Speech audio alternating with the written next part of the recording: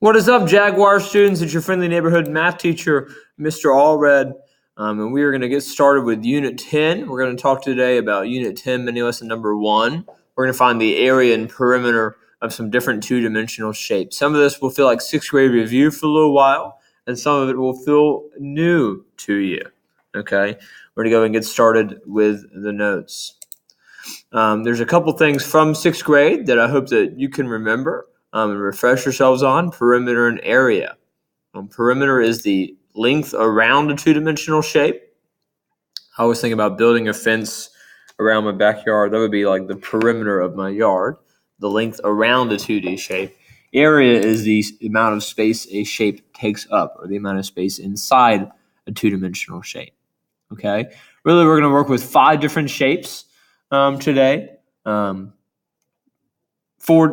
different shapes today: rectangles, squares, triangles, trapezoids, and circles. And we'll need these formulas in order to solve for the areas of those shapes. Okay.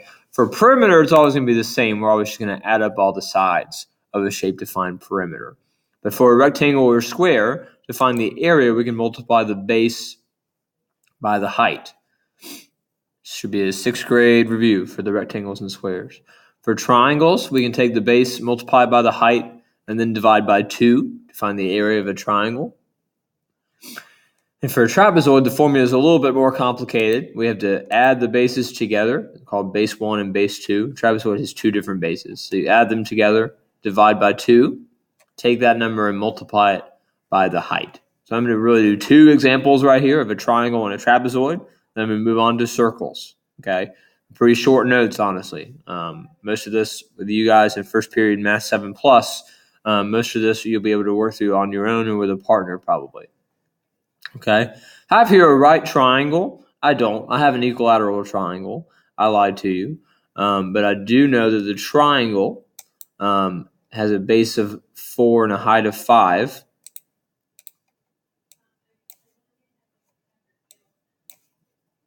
Okay, so I'm going to use the formula base times height divided by 2. I'm going to do 4 times 5 and get 20, divided by 2 and get 10 inches squared. I just found the area of my first triangle by doing base times height divided by 2 and got 10 inches squared there for the triangle. Good job with the triangle. I'm going to find the area of this trapezoid. I'm going to use the formula I wrote down earlier.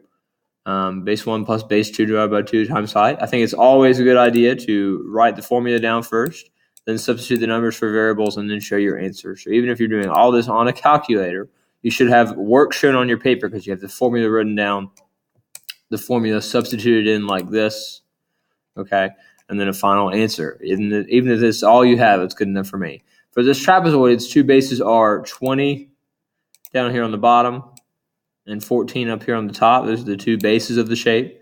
Add those together and divide by 2. Multiply by 7. That's the height of the trapezoid. So when I do 14 plus 20, I get 34. Half of that is 17. Do 17 times 7, I get 119 inches squared. That is the area of that trapezoid right there, up there on the screen and on your paper. Okay. Edpuzzle is going to ask you about number 3 right here, and then it's also going to ask you about number 4 right here. So try to answer those for the triangle and the trapezoid.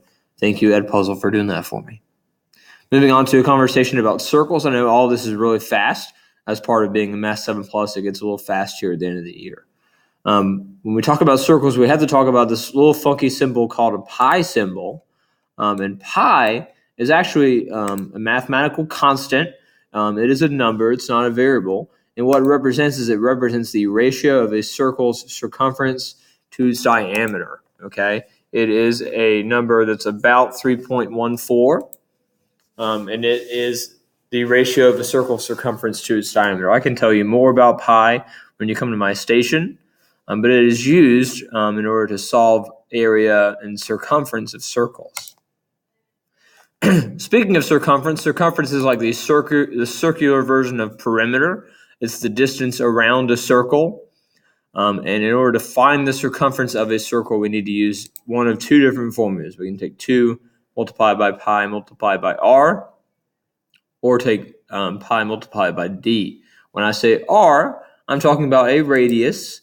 The radius is a length of a line from the center of a circle to an endpoint on the circle, much like this line right here that we have drawn for you right here. That represents the radius of that circle because it comes straight from the middle to one end, whereas diameter represents d. That's the length of a line that goes all the way through the whole circle that touches both endpoints, and it goes through the middle. So this line right here would represent a diameter. Okay, I'm going to do two examples of circles, one circumference and one area, and then I'm going to stop. Okay, to find the circumference of these circles, this first one, I need to use my 2 times pi times r to pi times d. Because I have 6 meters here, and because the 6 meters comes from the middle of this circle to one endpoint of it, I know this is the radius of that circle. I need to use the circumference formula that uses radius. So I'm going to do 2 times pi times 6. If I take that in my calculator straight up and round to the nearest tenth, I get 37.7 meters for the circumference of that circle there for number 1. Okay, that's all I'm going to do for circumference. To find the area of a circle, we use a lovely formula. You take pi and multiply by the radius squared, pi r squared. Lovely joke I'd like to tell you about that when you get to my station if you want to ask.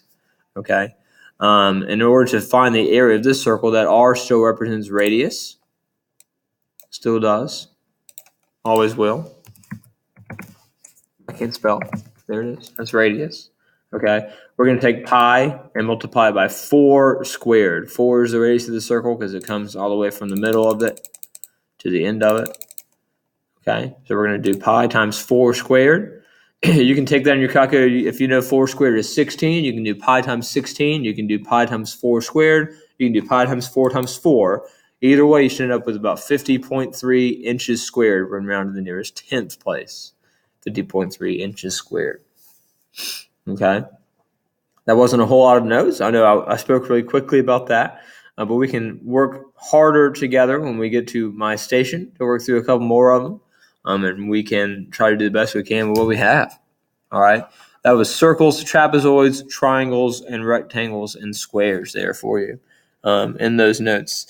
Remember that of all the students I've ever taught, you are one of them. Right? Have a great day. Make it a great day or not. The choice is yours. Thank you.